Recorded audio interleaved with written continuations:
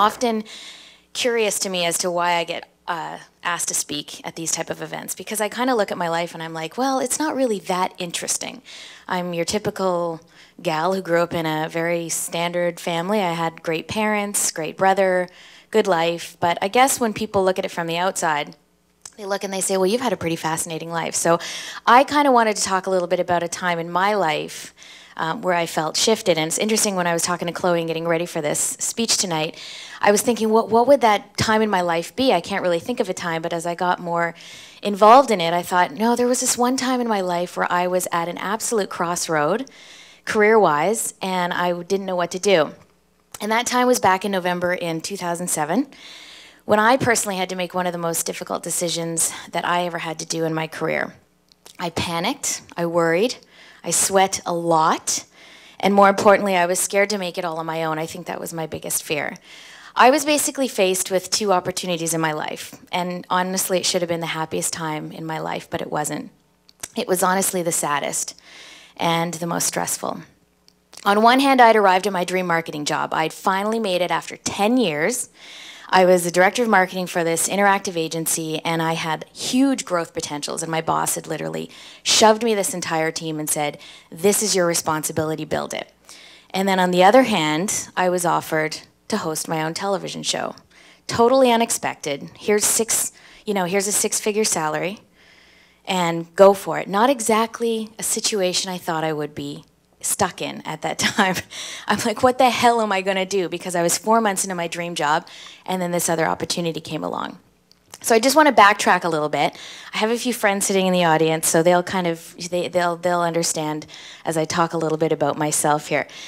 To say that I was an organized and practical person is a bit of an understatement. Who am I kidding? When I was 9 years old, this was me walking around when people used to come to you and say, what do you want to be when you grow up? Well, here's what my spiel was. I wanted to be a doctor. I wanted a surgeon, nonetheless. I wanted to live in New York City in a brownstone walk-up on the Upper East Side and date occasionally, because who's going to have time to date when you're a surgeon? And I told this to people, and they would look at me and go, what the hell are you feeding that child, and where is she getting these crazy thoughts in her mind? My father still to this day asks me, so how's the dating occasionally coming? Are you anywhere near getting that brownstone walk-up in New York? Because I want to see that happen. And so they still sort of sit back with a bated breath and see if it actually is. I personally was always in a rush to grow up, and I think like a lot of people, you always want to be ahead of the game, ahead of the step. You know, you're in high school, you want to be in university, and you're in university, you want to be working at your dream job. And the first time I actually heard the song Vienna, I don't know, I'm sure a lot of you know what that song is, by Billy Joel. It really resonated with me because the lyrics to it are, slow down, you crazy child, you're so ambitious for a juvenile. And that just really rung with me. And I started to think a little bit more about it, going, what am I in such a rush to do? So going back to university, I'd left university. I thought, you know, I don't want to do the whole medicine thing. I was burnt out. I'd gotten to a point where I didn't think that I was educationally ready for university. I didn't think that I had the skills or the IQ to do medicine. I was surrounded by all these students in my class that were just brainiacs. And I was like, I failed math. I mean, I was not the type of student that you would see going to med school. And I knew that professionally, I just didn't have the grades. Hands down, I didn't have the grades. And I started to feel a shift in myself as to what am I going to do with my life. Here I had prepared my entire life to get ready for this moment. Now I'm feeling this shift where I'm thinking, holy crap, what if I don't become a doctor? What am I going to do?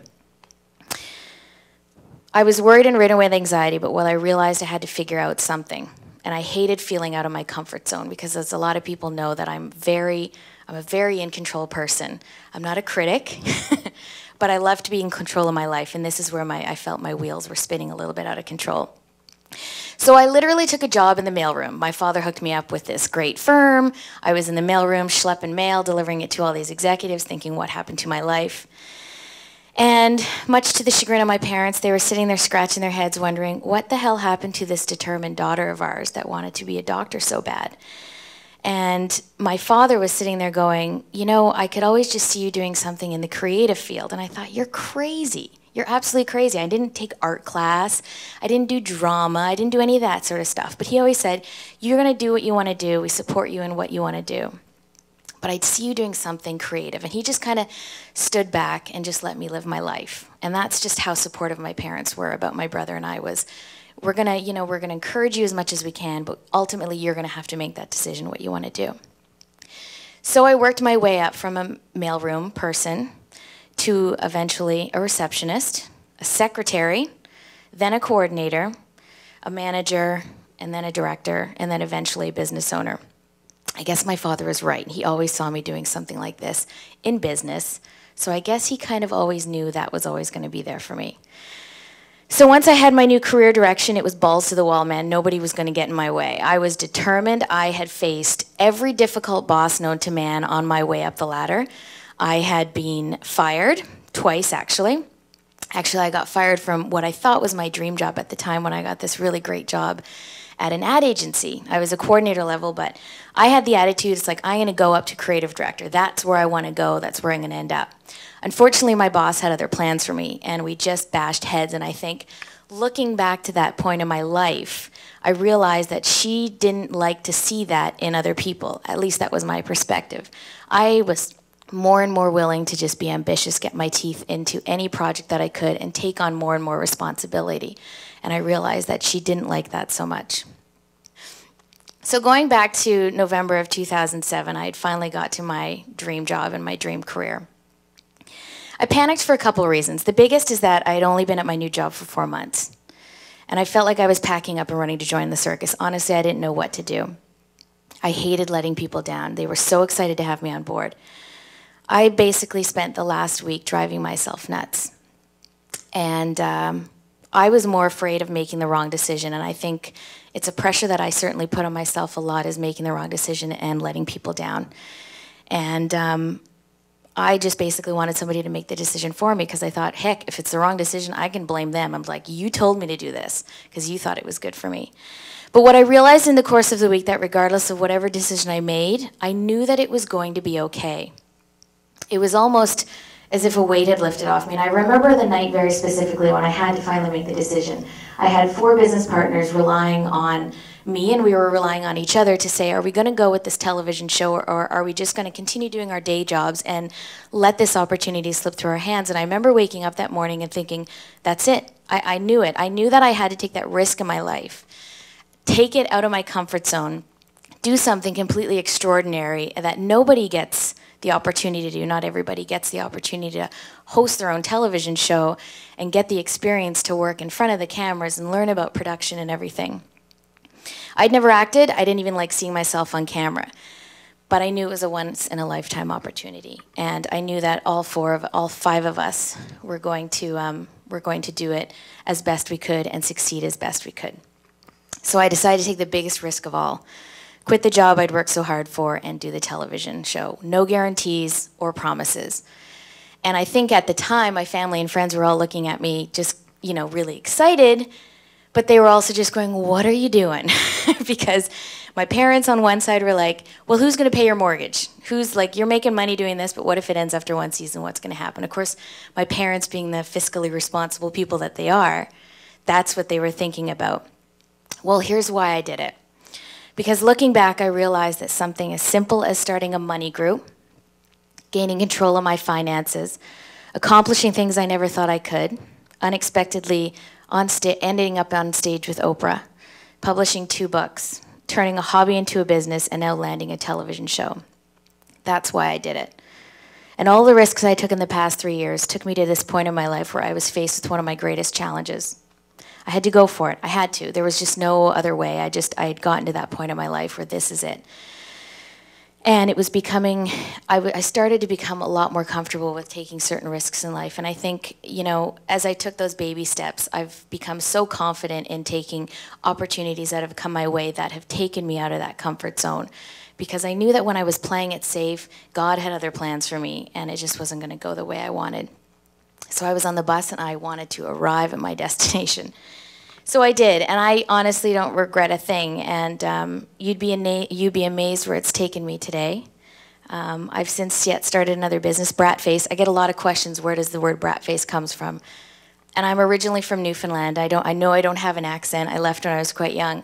But bratface is a term of endearment that parents call their kids. And really it is, what it means is you call somebody who drives you so crazy, but you love them so much, you let them get away with anything. So I decided to coin my new company, Bratface, because that's who I am. So I started the business in the smart cookies. I get a lot of questions about how the smart cookies are doing. And those 2 seasons on Canadian television, what can I say? They only lasted 2 seasons, but it's given me the experience and the knowledge of the industry to now take it to the US. And I go back to that day when I was trying to make that decision on my life, whether it was the right one, and I know that it was, because now we've gotten the opportunity to possibly work with Oprah on her new show, on the new OWN network. And had I not taken that time in my life to sit back and think this could be an opportunity that could blow you out of the water, I never would have been here today. And who knows, you might just see us on an upcoming show in Oprah in her last season.